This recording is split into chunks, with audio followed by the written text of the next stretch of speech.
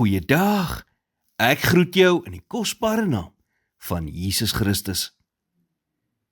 Jou gewete is die vermoë binne in jou, wat jou bind aan die hoogste standaard wat jy ken, en wat jou voortdurend herinner aan wat daardie standaard vereis.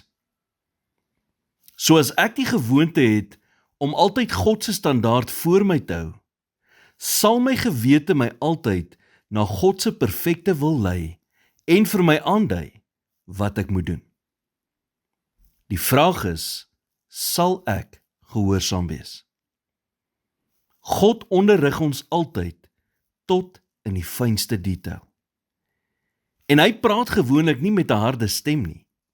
Nee, sy stem is so sag dat dit maklik vir ons is om te ignoreer.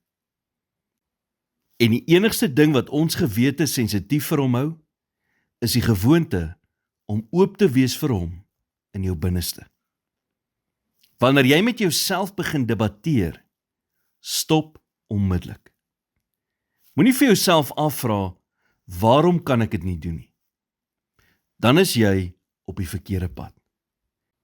Daar moet geen debat wees wanneer jou gewete praat nie.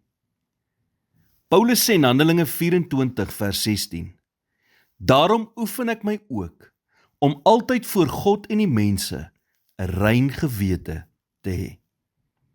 Hy sê ook vir Timoteus, in 1 Timoteus 1 vers 18 en 19, hierdie boodskap vertrou ek aan jou toe, my kind Timoteus, ooreenkomstig die profesie wat vroeër aangaande jou uitgespreek is, sodat jy daardeur die goeie stryd kan stry en aan die geloof en 'n goeie gewete vashou.